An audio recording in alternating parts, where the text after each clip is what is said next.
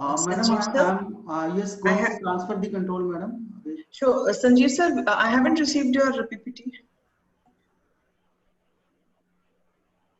I've sent it. Let me check. Yeah. It's gone. Just check your Yeah, mail. yeah. I've just got it. I've just. Yeah. Madam, I have transferred the control. Okay, sir. Sure. Now you can admit the students.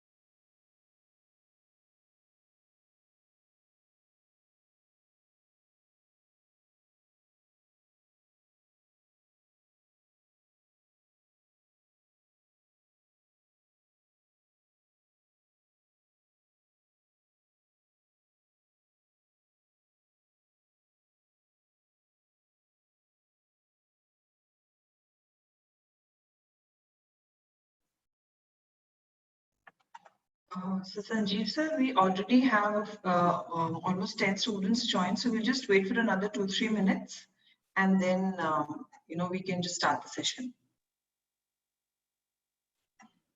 Yeah, we'll wait for the students. Then we can join. Yeah. Start.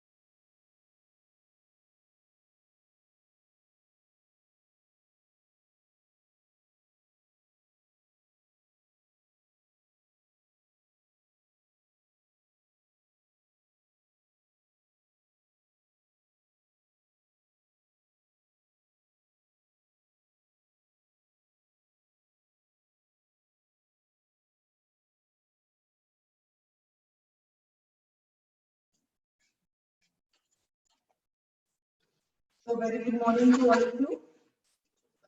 Before we start the session, I would request all the students to please keep your videos on the on mode and keep yourself muted.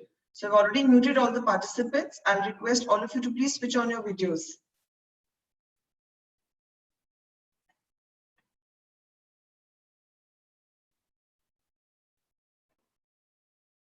And whenever you want us to ask a question, please raise your hand and I'll ping you to the chat window. And we can ask Sanjeev sir if he wants the questions in between or at the end. However you are comfortable, sir.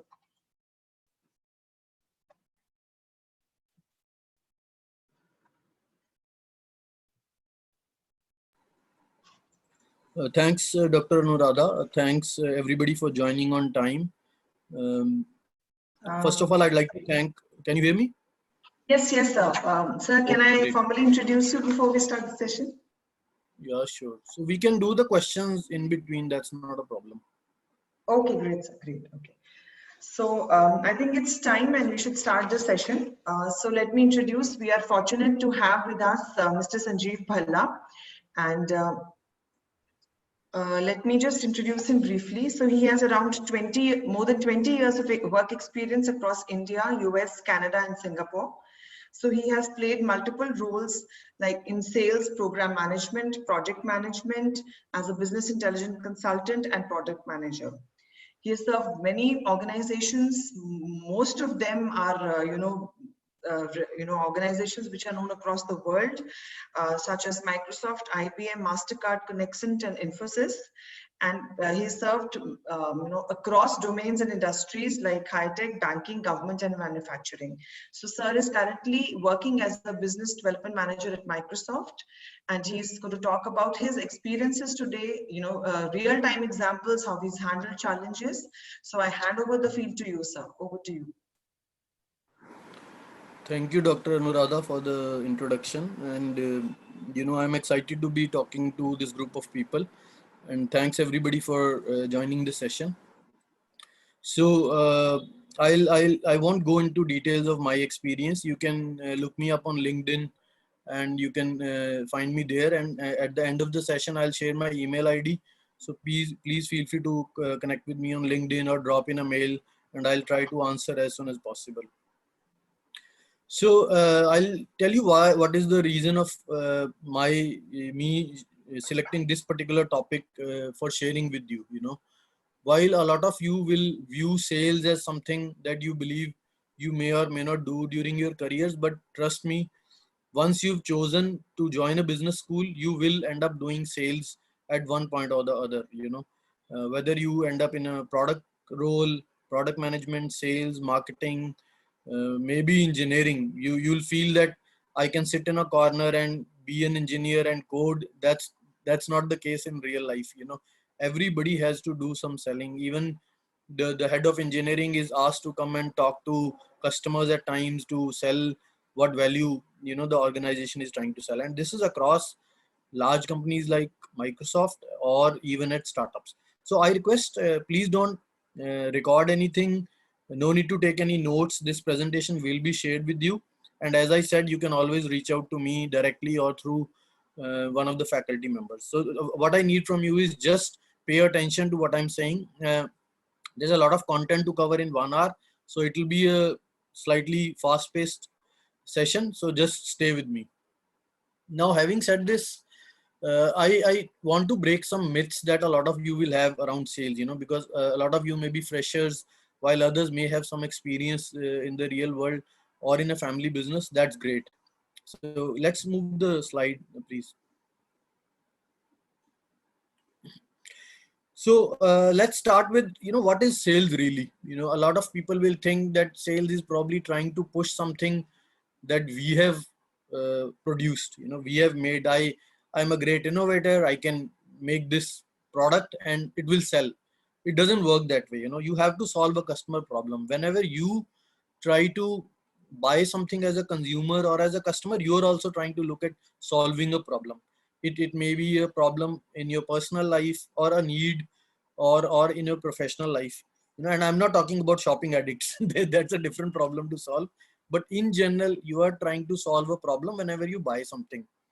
And you go to the mall or you go to a plaza, you'll see these guys who are handing out slips and telling you to participate in a raffle, and then you get a phone call next day saying that you've been chosen for a free dinner at one of the diners, or you can come to our office and you'll get 5,000 rupees worth of prizes and all. Now, those are very old sales techniques, and it's been proven that they do work actually.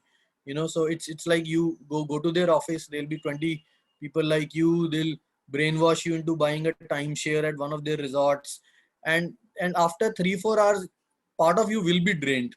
Like if there are 20 people, at least one or two suckers will get drained and say, okay, let me do it, let me get it over with, and they'll sign up for it. So those push sales actually work, while the probability is maybe 1 to 2% or 3%, right? But that is, you know, one of the old methods of sales, and I'll talk more about it later. But what I want to talk about today is, we are not going to talk about push sales. We are going to talk about relationship sales.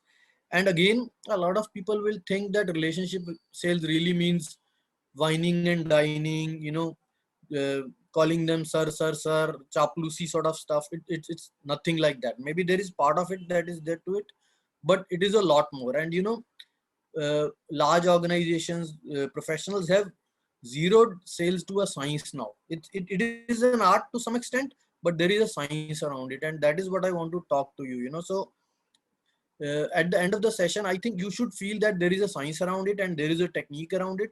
And if I actually learn it, practice it, I can be an excellent salesman. And trust me, I was an introvert and I still am an introvert. At the heart, I am an introvert. I've done personality tests multiple times. I always come up as an introvert. But over the years, I look like an extrovert because I've mastered that technique, looking at others, getting into trainings and actually practicing it. Now, why do you want to do sales? You build excellent relationships. You'll be surprised, in the corporate world, some of the most well-paid people are sales guys or sales women. Then they have excellent networking in the world, in the corporate and personal world. So it's so easy for me to sometimes ask a personal favor or a professional favor just by picking up the phone, because I would have sold something to somebody or bought something from somebody. you know and it's a great career because it gives a lot of flexibility. A lot of people, when the pandemic hit, they had a tough time adjusting to the new normal, and trust me, it was always a normal for me, because I would rarely go to the office, work out of cafes, work out of diners, work out of customer receptions or their cafeteria.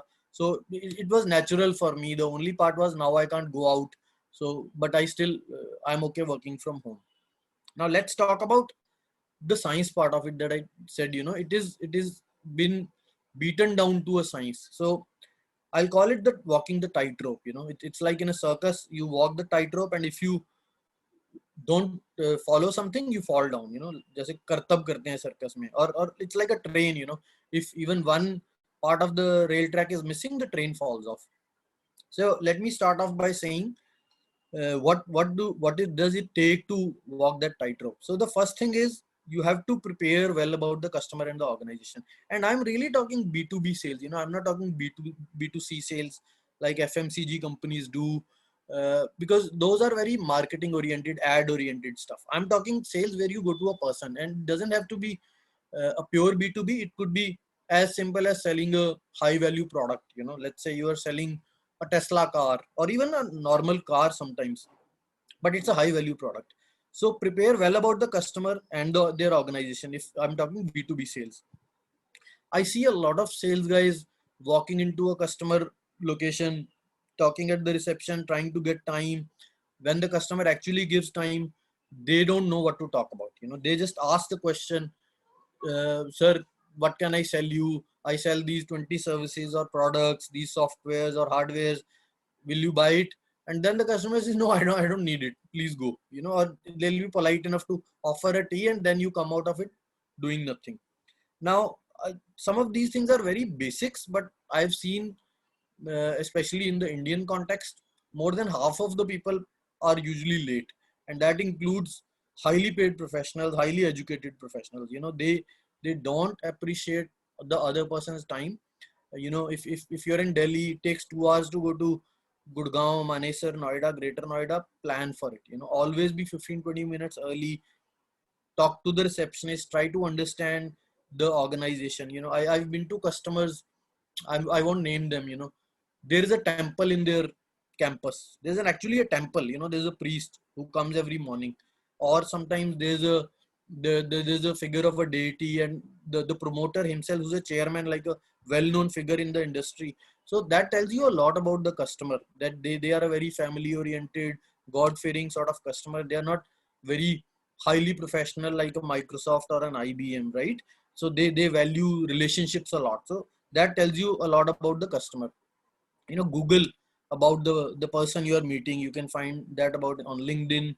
You can find a lot of stuff on other forums today. People are putting a lot of YouTube videos and so forth. So watch those. Watch what the promoters of the organization are saying. What are their priorities for the year?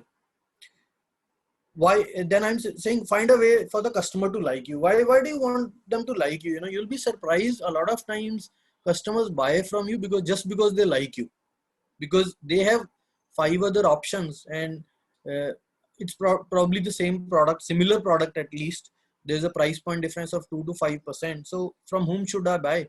I'll probably buy from somebody whom I like. You know, like as in I like how they dress up, how they understand my needs as an organization, as a customer.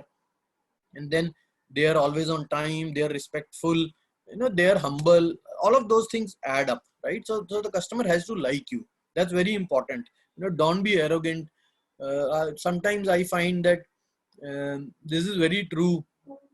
uh, we go to customers. You know, I work for multinationals, so a lot, there's a big culture in multinationals to go to the US or other locations for sales conferences or reward conferences.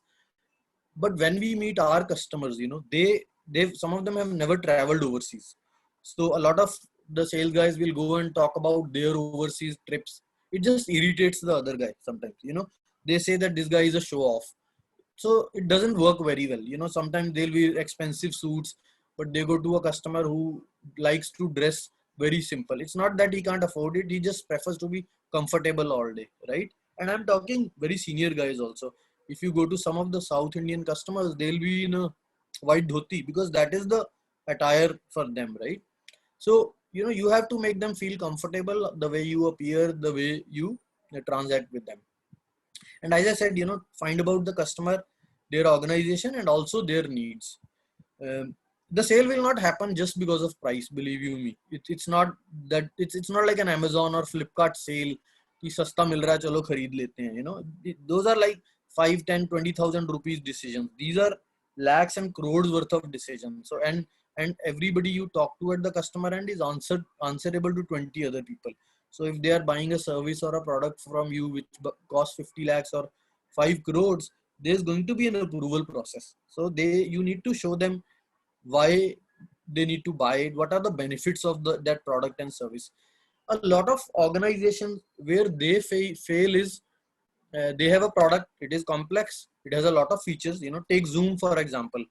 uh, Zoom is a great product, it will have probably 30 features. Or take WhatsApp, you know, it will have 20 features. Or any Microsoft Office you take, it has hundreds of features. But most people don't even use probably 10% features of Microsoft Office, right? So if you can translate some of the top features into benefits, that will do the work for you. That's what I'm trying to say. Discovering the objections, you know, a lot of times customer will say nahi yaar paise nahi hai, budget nahi hai, you know, while they're not actually sharing the real problems with you. So I'll get more into detail around that a little later. And then, you know, you need to close the deal and you need to follow up. You'll be surprised, a lot of sales guys will do a great job of doing the selling piece, you know, showing the benefits, doing a return on investment calculation on a certain product or service, and then they never follow up. They're so unorganized sometimes. So to being a good sales guy, you know, you need exceptional organization skills. And what I mean by that is, let's say you're into a sales job which has a lot of high volume transactions. You know, you do 5 lakh sort of 50 deals in a year. Now to do 50 deals, you probably need to run maybe 500 such opportunities. can you imagine being unorganized and being able to run 500 opportunities, because each opportunity has to pass through these stages of qualification, doing the presentations, value selling, then the actual ordering, blah, blah, blah, right? So if you are not organized, you will not succeed as a sales guy. So I'll take any questions at this point, if there are any.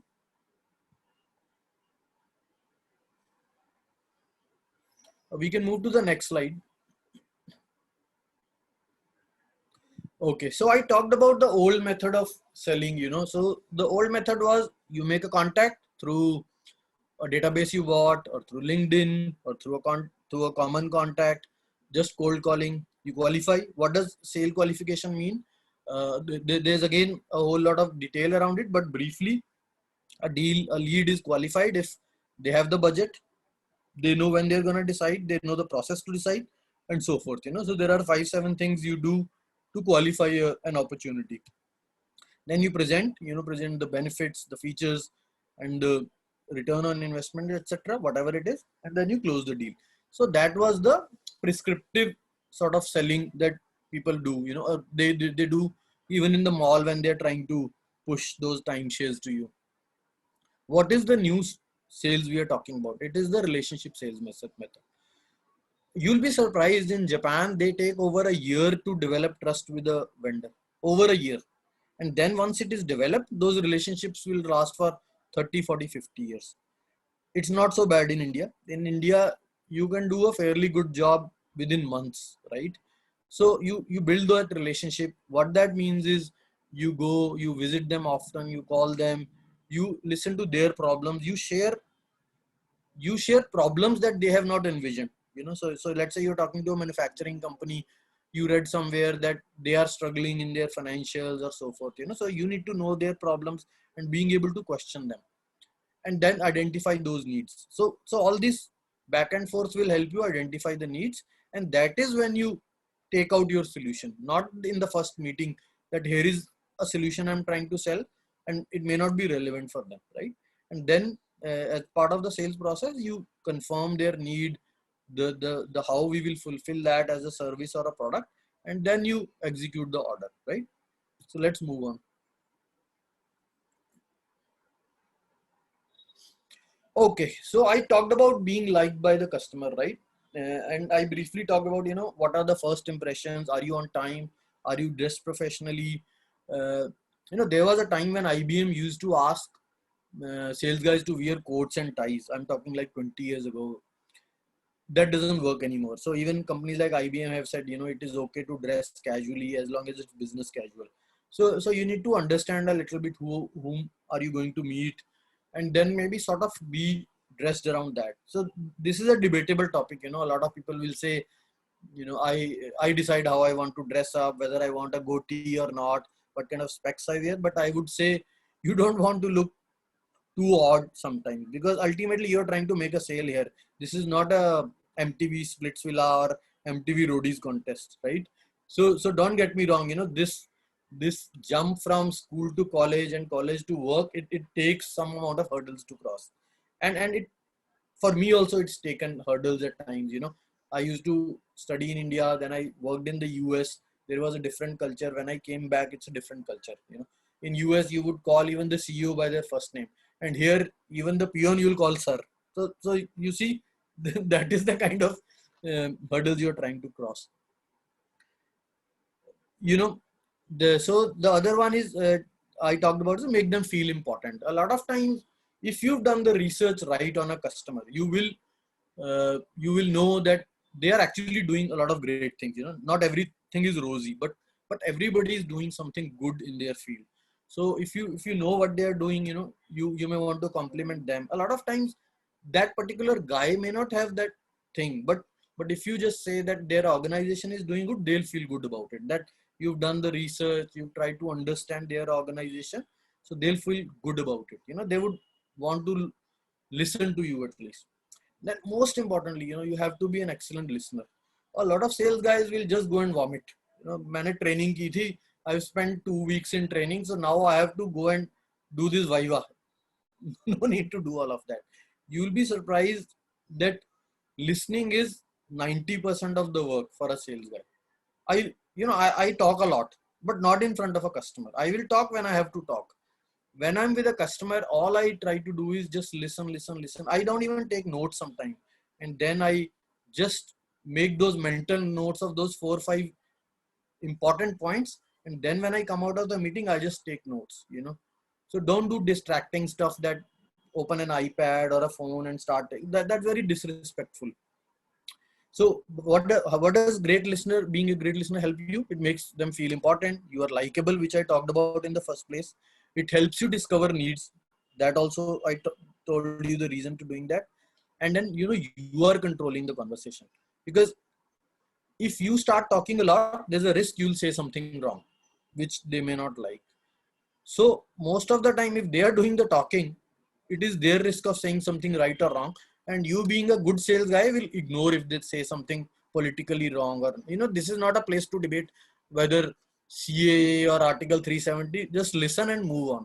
There's no time or place to do those debates, which we did in college or as fresh graduates probably, right? So if you look at on the right hand side, this is an interesting piece that I got, So they like you, they don't like you. So, it's fairly self-explanatory, but the idea is, if they like you, your odds of selling something to the customer are much higher, right? But if they don't like you, you're just living on hope, honestly. Let's move to the next slide.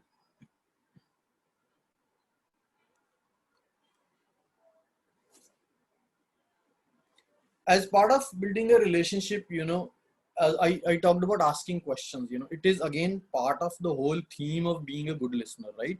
So what kind of questions can you ask? It can be a direct question. Will you buy this or not buy this, right? The problem with that is, some people don't like being questioned directly. And the other problem with that is, if they say, no, the conversation is over, you need to go now, right? Let's go back. Again, the same problem is with the closed question. It's a yes, no. Yeah, if it's a yes no answer, and if it's not in your favor, then the meeting is over. So how do you solve that problem? You need to ask open-ended question. And how do you ask open-ended question? If you've done a lot of research, so you essentially ask, so how do you see your next year, while COVID has done its part? How do you see yourself recovering from there, right? So these are the kind of questions you ask, where they give you detailed answers about that. And this all ties with you being a great listener, them feeling important, you discovering needs. So you see, it's an entire loop that you're trying to cover by asking open-ended questions. And it should not come out as an interrogation, right? It's not that you are there to interrogate them. So QAC really means question, answer, comment, question, answer, comment. So if you start like a question answer session, they'll feel irritated. But the way to do it is, you ask a question, let them give an answer, and then if you are intelligent enough to have done the research about them, about their industry and competition, you would be able to comment. So for example, if you asked I don't know, let's take one FMCG example. You went to an FMCG company and then you asked, so the demand has been subdued for juices, or creams or shampoos. So they will come back with some response, right? They'll say, yeah, but we did better in tier 2 cities, or we did better in shampoos, but not talcum powder, etc. Now, if you just ask the next question, he'll think you're trying to just interrogate him. But if you've done some research, you'll be able to say, oh, you know what? I read that your competitor, on the other hand, has been able to sell more hair oil or hair color because people were not going to salons in the lockdown, right? So there's an intelligent conversation, and they'll see, yeah, this guy seems to have done some homework and actually trying to understand my business and maybe my problems, right? And as I talked about, 90% part is listening and 10% is the talking piece of it. Let's move on.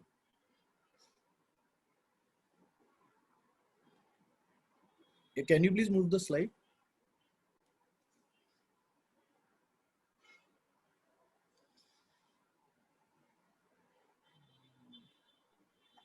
Sorry, sir, did you say something?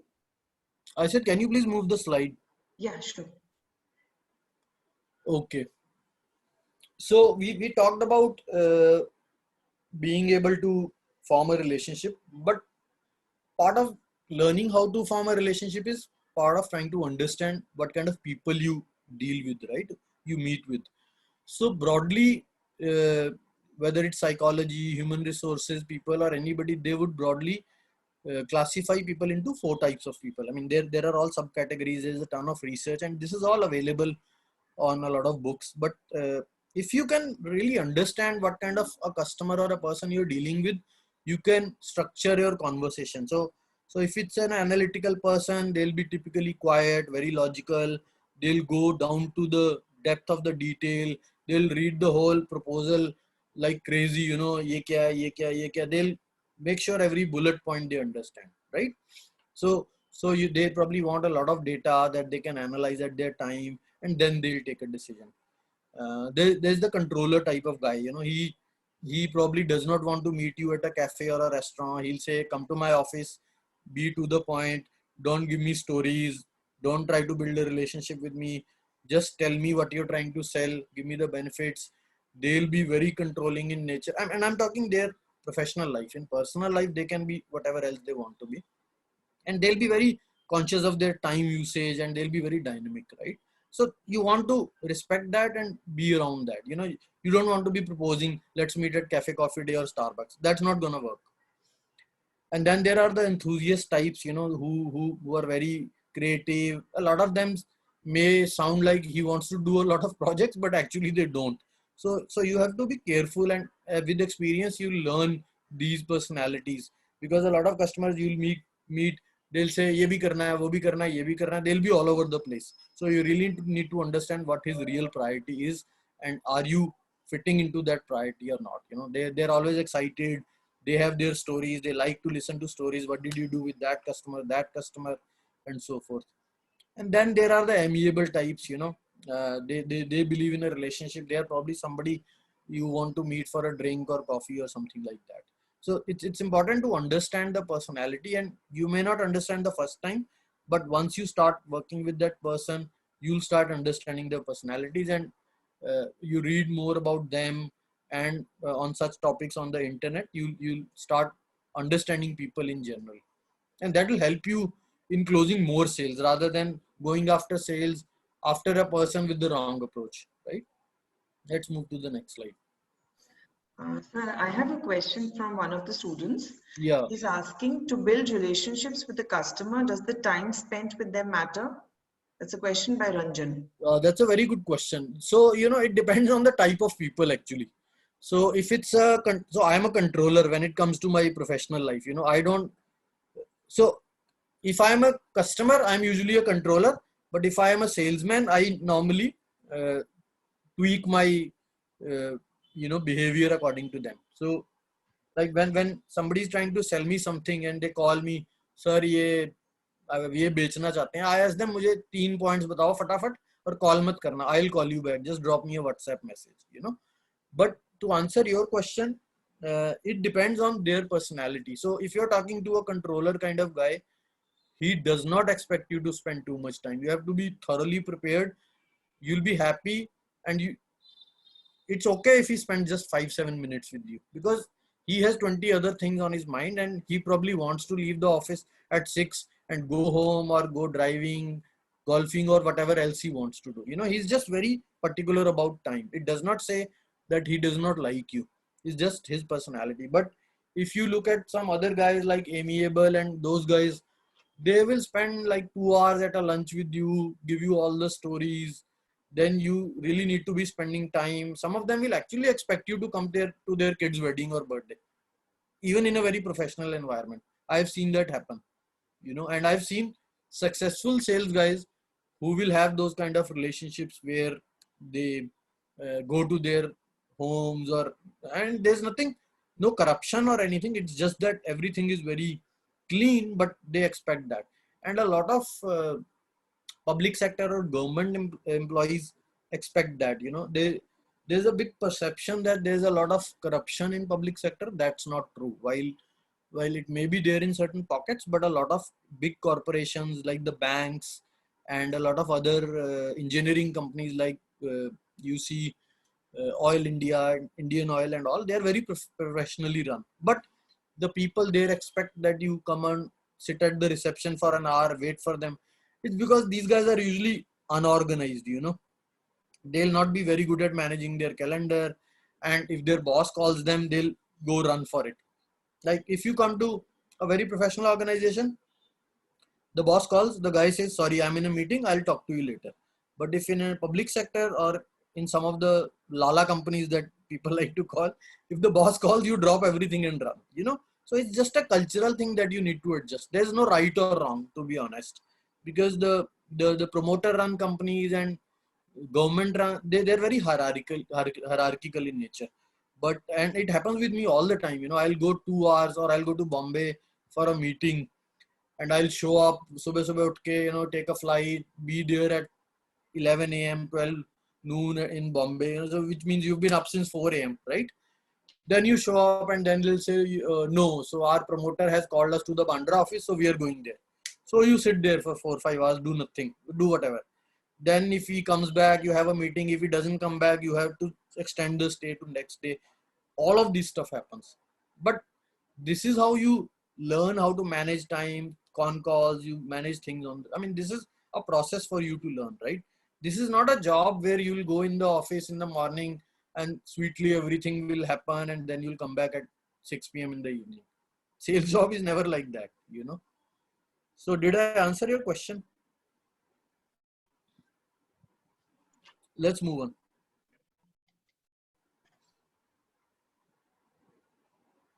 Okay, so I talked about finding their needs, you know. So you ask open questions. You try to learn more about their problems, dig deeper into them. You have a funnel of questions so that the conversation keeps on going on.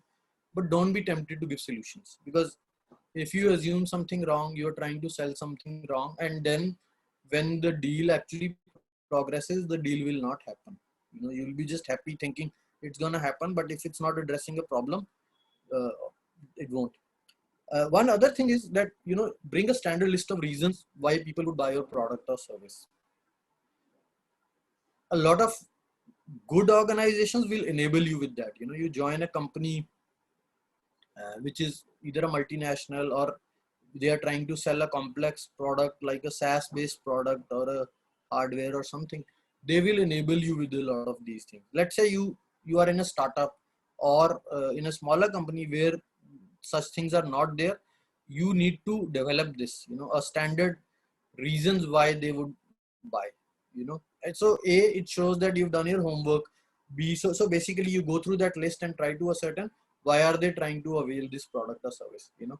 Have a meeting menu, what I like to call. So a meeting menu is like, you know, I'm gonna introduce myself briefly. Don't talk too much about yourself. Assume they will like to talk about themselves for a good 10 minutes. Then here are the reasons. This is the questioning I will do in a QAC manner.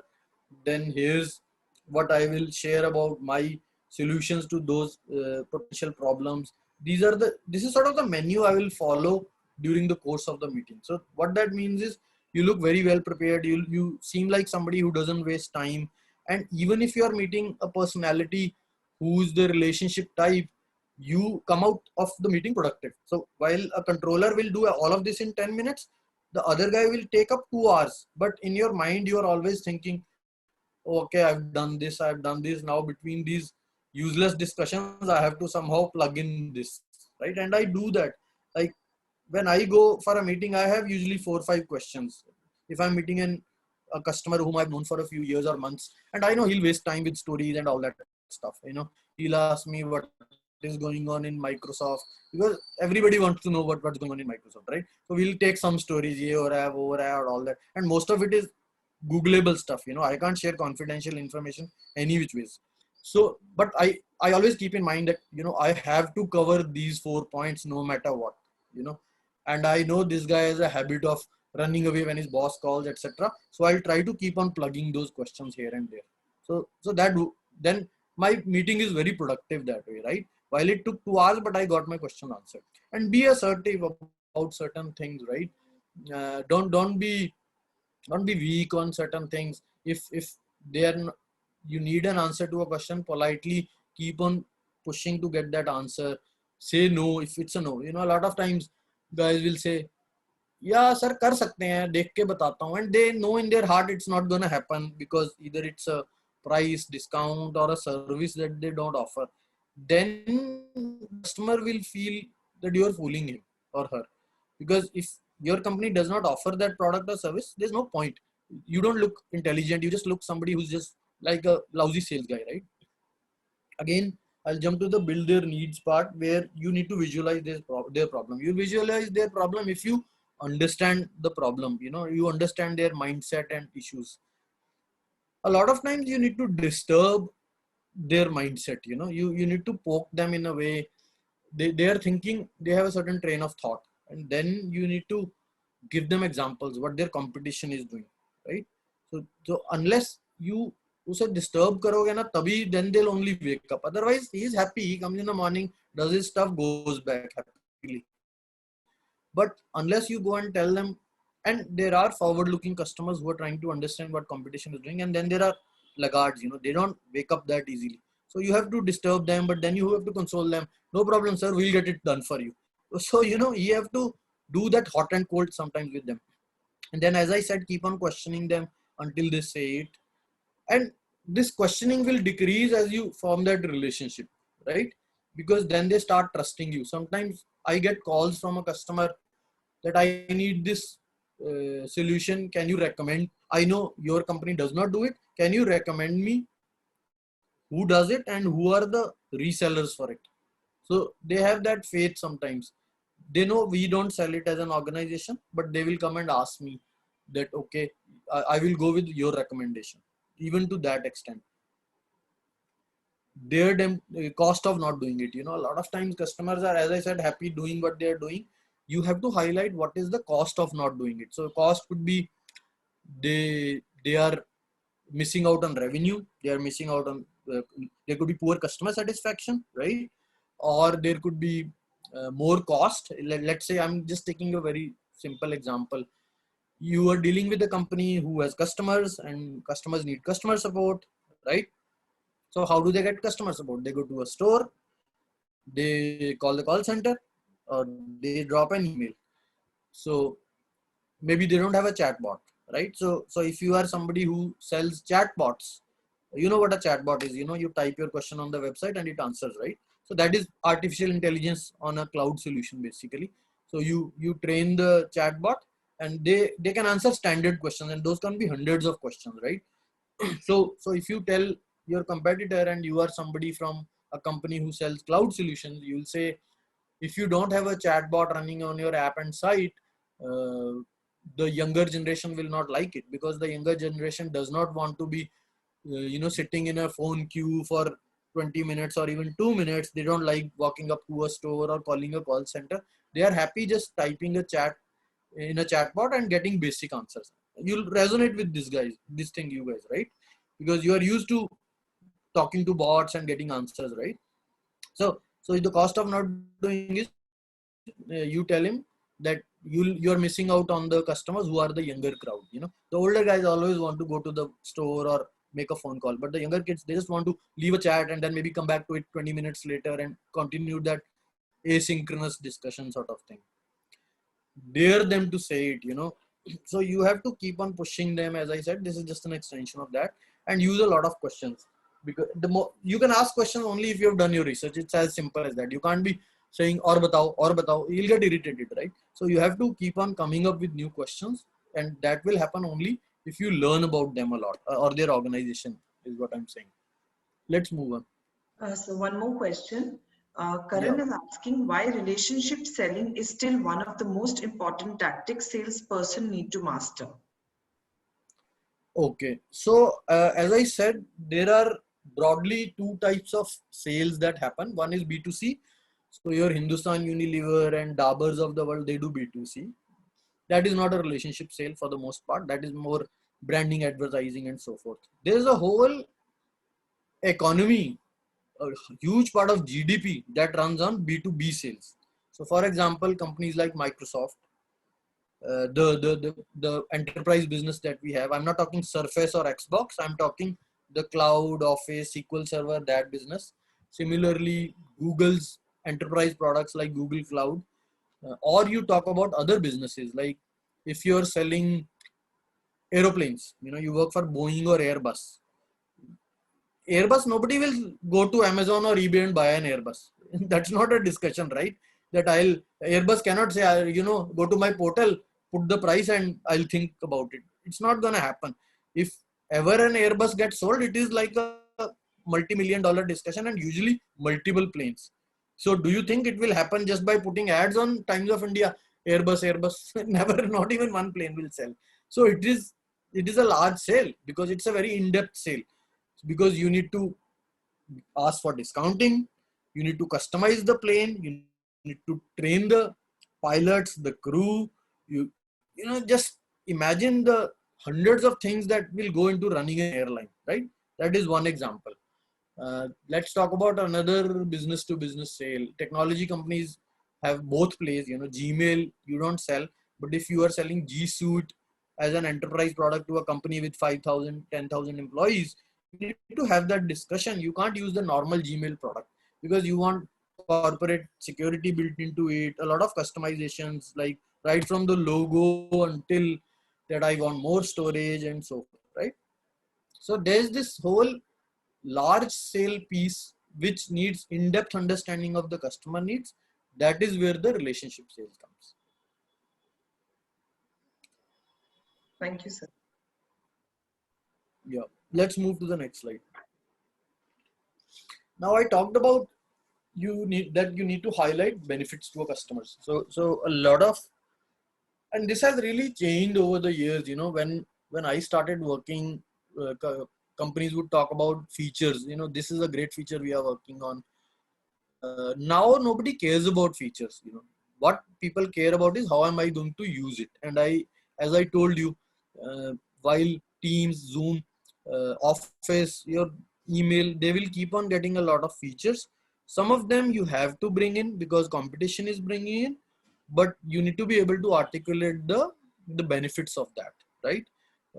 Like Zoom and Teams have this feature of background. You can have a customized background, like people put on Star Wars backgrounds or some, like my son, when he does a Teams call, he'll put some cartoons in the background.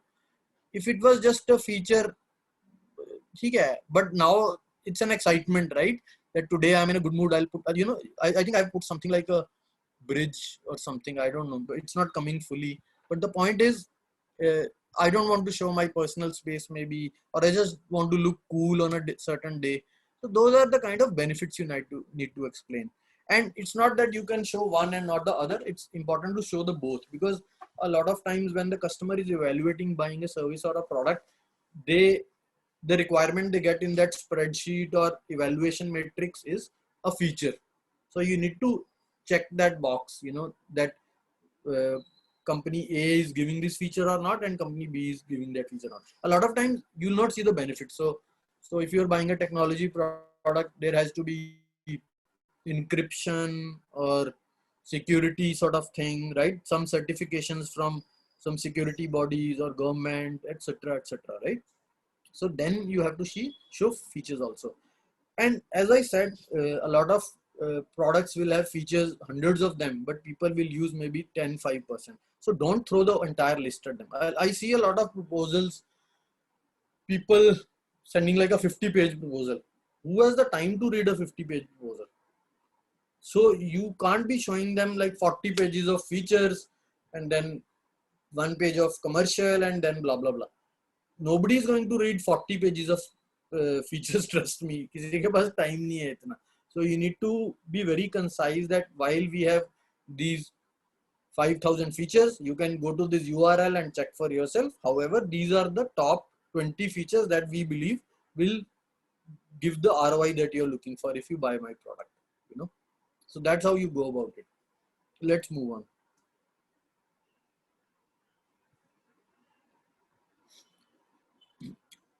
A lot of times when you're in a sales meeting with your customer, face to face or on or virtually these days, they will question you. They'll put a lot of objections. And a lot of sales people who are not very experienced will get disheartened. They'll think कि अभी गई sale, ये तो होगा ही नहीं, ये तो लेगा ही नहीं. I have actually said that sometimes. यार नहीं यार, time waste कर रहा है. Actually, it's a very good thing. The more questioning they are doing, the more reasons they are finding to be able to justify the purchase. You know, if a customer is not asking you any question, he's not communicating with you, he's probably not gonna buy. Trust me. That means he is talking to somebody else, or he's not gonna buy at all. The more questioning they do to you on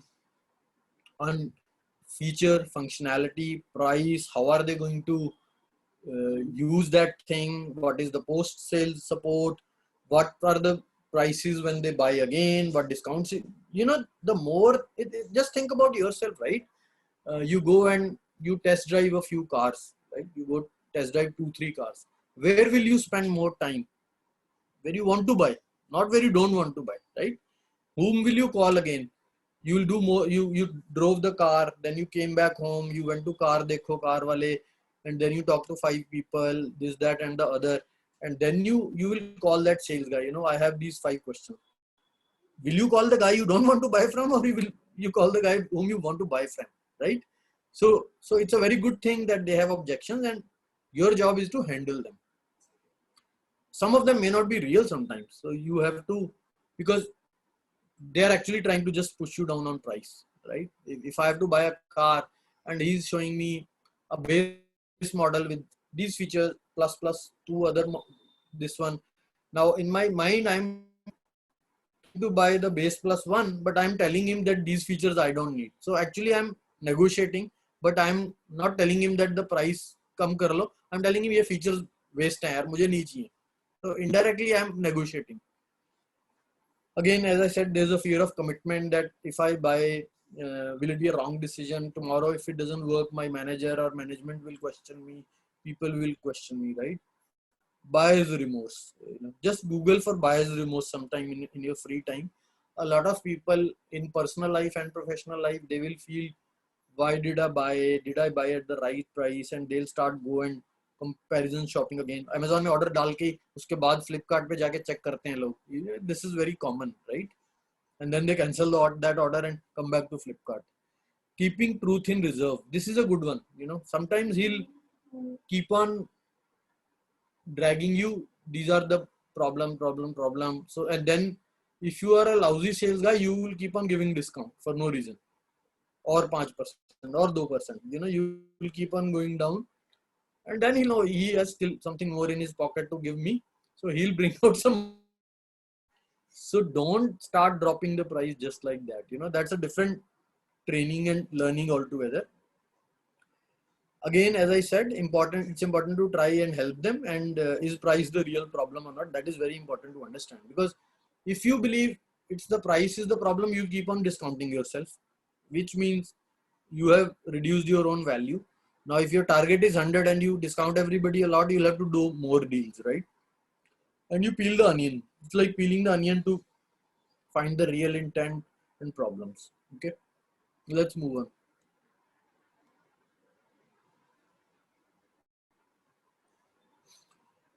Now, you've done all this hard work. You know, you build the relationship, you understood their problems, then you've shown the value of your product, you've discussion pricing ho gaya, everything is done. A lot of sales guys don't ask for the order, you know, they'll just leave it. They'll say, okay, the customer says, okay, I'll get back to you. And then nothing happens. For years, it doesn't happen. Trust me. You have to ask for the order, and there's nothing wrong with it. It is now your right to have that order because you've done so much hard work. You know, you are not getting paid to just make those road trips, have coffee and wine and whatnot. You are actually getting paid to get the order, and you have done whatever he's asked you to do. So now you can ask him for the order, and then you use a lot of techniques that, you know, this is a discount which is valid till this date, you know, the typical things that even you face. You know, on Amazon you'll see deal for 16 hours, and when you buy again after 16 days it is saying 10 hours or something.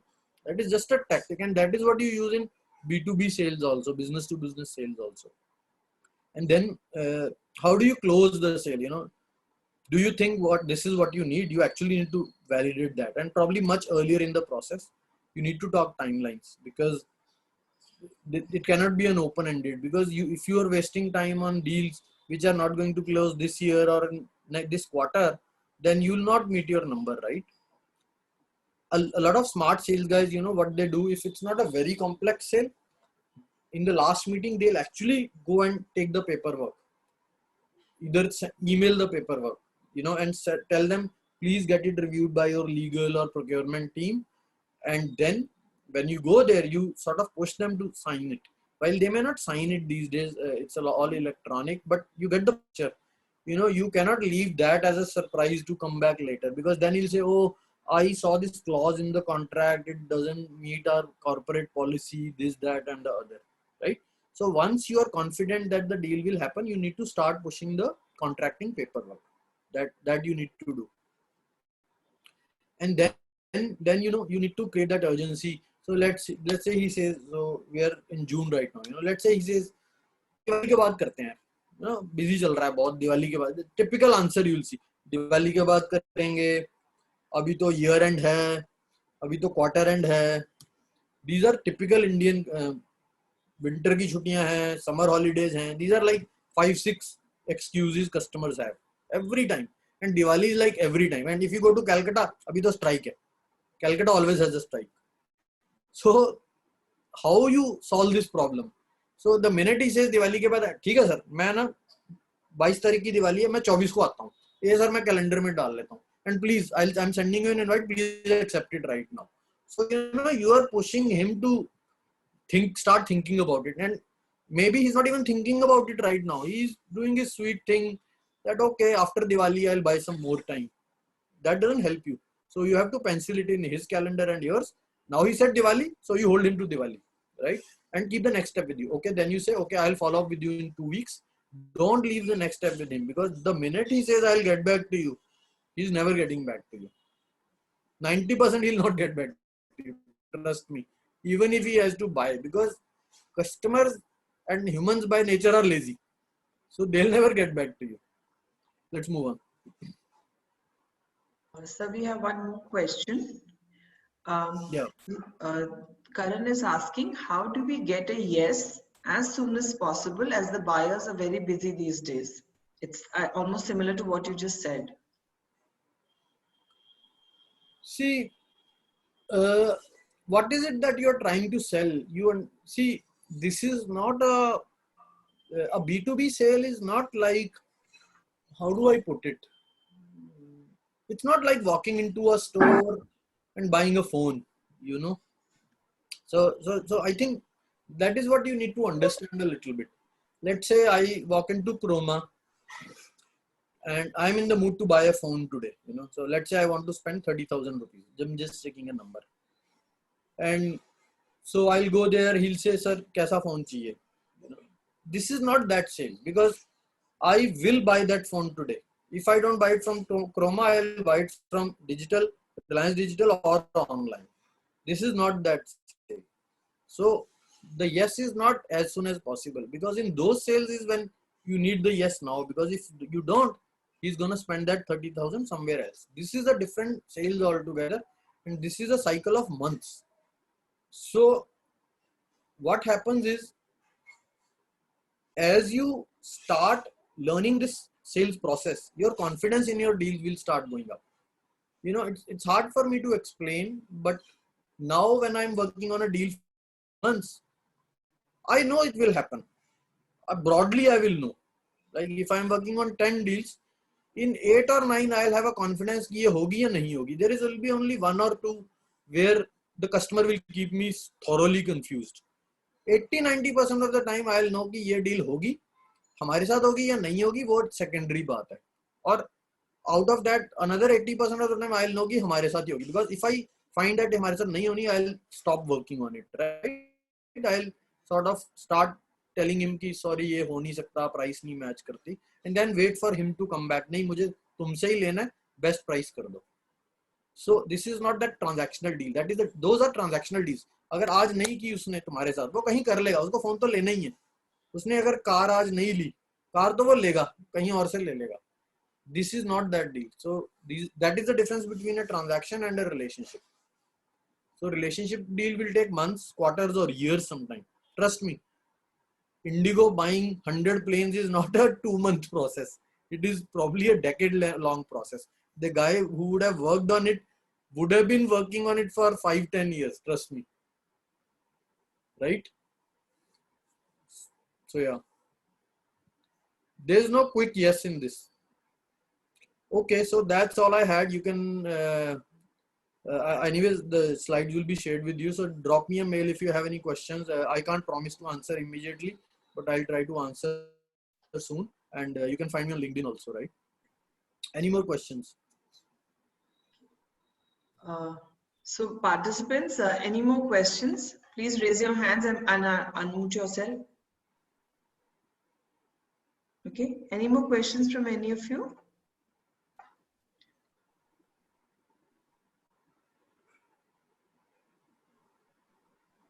You can just give me a thumbs up on the video and I'll get to know if there are no questions. Okay, no questions? Okay, Apala, Meenal, Arushi, Meenal, Minarki, okay, Abhishek, Mehak, Ranjan, Anmol. Okay, Ranjan has a question. I'm going to unmute you, Ranjan. Can you unmute yourself and ask your question? Ma'am, I have a question Yeah, Ranjan, go ahead. that how doing a sale as a normal person in a marketing company that everyone can does is differ from doing a sale at a multinational company as an MBA graduate. So are you asking me that how is a sales is it a more company specific question, or are you saying it's a company versus sales in a shop, or sending like transactional sales, like selling small value items? I'm not able to understand. Sir, my question is that there are many marketing companies in the market. Yeah. Which there we can not have a, there is nothing necessary to have an MBA degree or BTech graduate, that everyone can just simply register and do sales. Right.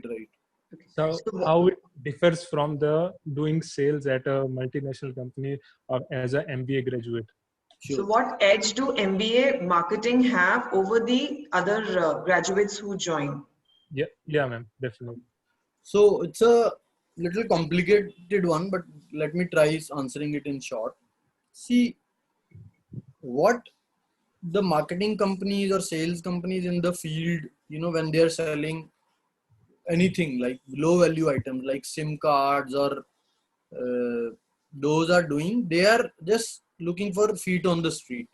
They are not looking for very high value sales or very complicated sales. First of all, they are just looking to make a transaction happen, and it's just a probabilistic thing. If you call or stop 100 people on the street, 2 will just buy because the value is very small. But if you are working for a large company, whether it's multinational or something that has high value sales, that cannot happen on the street. First of all, I cannot walk up to the CEO of Indigo and say plane le lo. That's not gonna happen, right? Yes, sir. So that's a very different game altogether, right? And even if I'm selling a Microsoft or an IBM product, I can just keep on start selling on the road, right? So that is a different discussion which happens at the corporate level. What you are asking me is, and even multinationals will have those kind of feet on the street. A lot of time they will not be on their payroll. They will be done through the distributor people. So for example, if you do your MBA and you end up working for Dabur or Hindustan Unilever, you will not work as that guy on the street. What you will work on is as an area sales manager, okay, and or one level below, and then you will have a lot of people feet on the street, which may not be on the company payroll. They may be contractors. So that's how it works. So a lot of the people that you see selling on the street are actually not employed by Vodafone, Airtel, Tata Sky, they are contract staff. So what they do is they outsource these selling to distributors, and then distributors hire these guys who just register, work for 2-3 months and leave. Okay, so it's a long-winded answer, but that is how I can answer in a short way.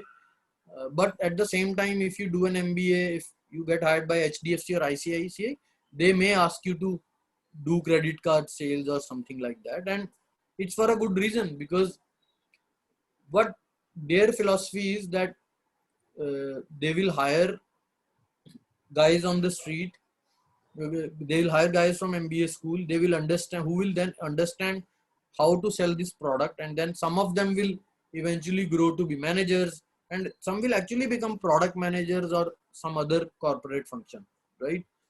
But if you don't, so even Microsoft will, we don't do that selling on the street, but some of our fresh graduates who join, they manage our channel partners, because we are a very partner driven business, and we work with only very large customers. We don't work with the small end user customers like who will buy 1 license, 2 license. So we will have targets in hundreds of crores or crores of rupees, not like thousands or lakhs of rupees, right? So that can happen only if we work with large corporates. That cannot happen by me trying to sell you Microsoft Office. कितने खरीद लोगे? 10 खरीद लोगे. You will not buy 100,000 Microsoft Office, right? That only my enterprise customers can buy, right? Yes.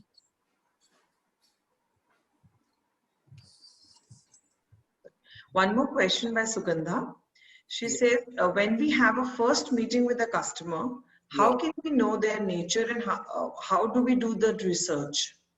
That's a good question. Just hang on. Yeah. So see, that's a good question. And just a second. Beta darwaza band kar. So what happens is, it's very difficult to know a person personally before you meet them. But with the social media and all, there's a lot of research you can do. So for example, read about the organization, first of all on their website. If it's a publicly listed company, you can find a lot of high level stuff about them and the industry in their annual report. You will be surprised that companies have beautiful annual reports, very informative, and most of the customers themselves don't read them. They don't read them, trust me. I've actually taken an annual report, converted it into a presentation, shown it to my customer, and he says, very good work. And I was laughing. अरे तुम्हारी annual report से पढ़ के बता रहा हूँ यार, तुमने नहीं पढ़ी. And I'm talking like a group CIO level guy. So read that. Now, a lot of the business to business customers that I'm talking about, whether they are at mid level or the top level, they are active on LinkedIn, So you'll be surprised that usually I am able to find some mutual connection to these guys. A, B, people share a lot of stuff on LinkedIn these days, right? When Satya announces something on Microsoft, sometimes I'll share something, right? Or when I like something that Microsoft is doing, I'll share it, right? Or I share something around sales. So if that guy is sharing certain things, you can get a clue about what his interests are. People share things that they like, right? Not what they dislike or what they're passionate about. So that is another one. Facebook, Instagram usually will not help you much, and normally the older generation will not be active on Insta, definitely, and probably not on Facebook anymore. But LinkedIn is a very good source.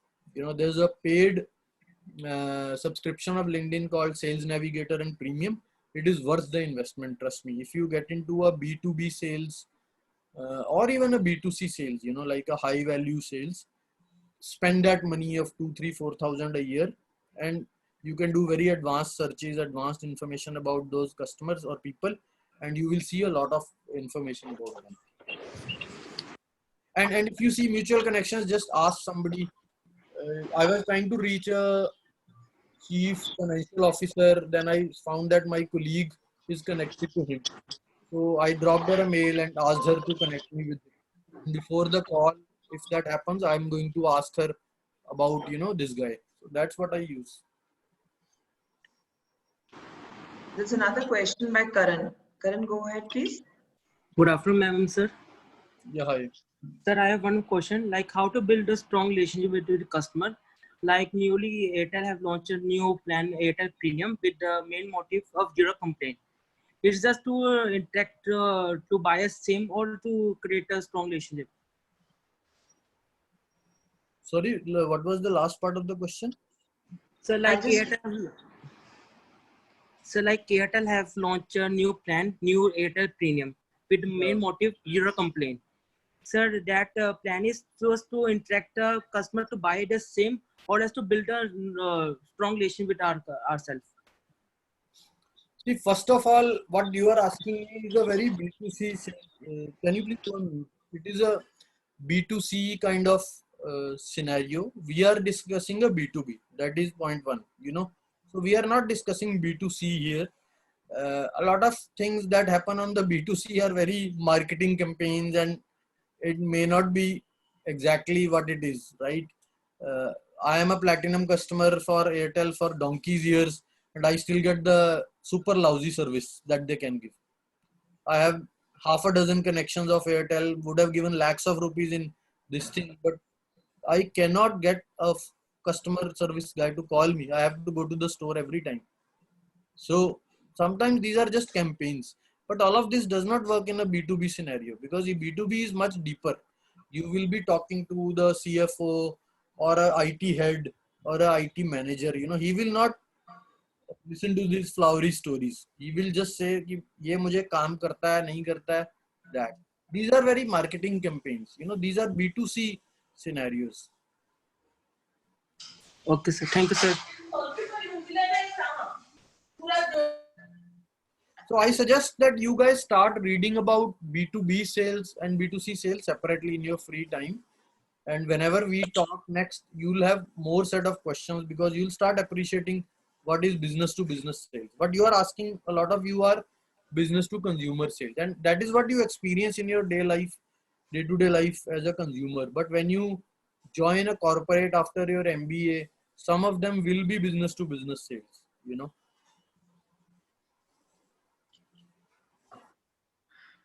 So I think it was a very fruitful session, a lot of question answers, and I hope all were clarified. So thank you, Sanjeev sir, for such an enlightening session. I think your experience really speaks, volumes, and we've had really good first-hand, examples from your experience. So we look forward to having you again with us sometime. And I'll share this presentation and I'll discuss with you, and I'll share it with the students. So thank you so much, sir. But I'll request the students to hang on for a moment. I have a few announcements to make before you leave, okay? So thank you so much, sir, for delivering the session for us. Thank you. Thank you, everybody. Bye. Bye. Okay, so for all the students who've joined today, I just wanted to share 2-3 things because our classes will be starting from 18th. So we'll share probably today or by tomorrow. We'll share the timetable with you. We'll share the list of books in the academic calendar that we're going to follow, so that you can arrange things for you. Because of the pandemic, though we have books in our library, we have issues, but I'm not sure how all of you would be able to access it. In case you are local, you are welcome to visit us and use the library services off and on. But other than that, we'll give you a list of books. You can choose to purchase them from whatever vendor gives you feel is the most appropriate. And of course, we'll give you access to a lot of online resources. Have all of you received the email with the welcome kit? Yes or no? Hands up for yes. No, ma'am. Yeah. No. Okay. So you would be receiving it soon. We are preparing a welcome kit, and you'll be delighted to know that for all the students, we are going to, when you start our classes, you join us, we're going to gift a laptop to you. And there are going to be some access to online resources. And we're also going to send across some hampers to you at your addresses. So that's something for our first batch, looking forward to have all of you on board. So if you have any questions, queries, you have our numbers and you have our email IDs, please feel free to reach across. So I hope you enjoyed the session today. So we'll meet tomorrow for another webinar, and the details have already been shared with you. Okay. So, okay, have a nice day. Bye-bye. Any queries? Let's stop the session then.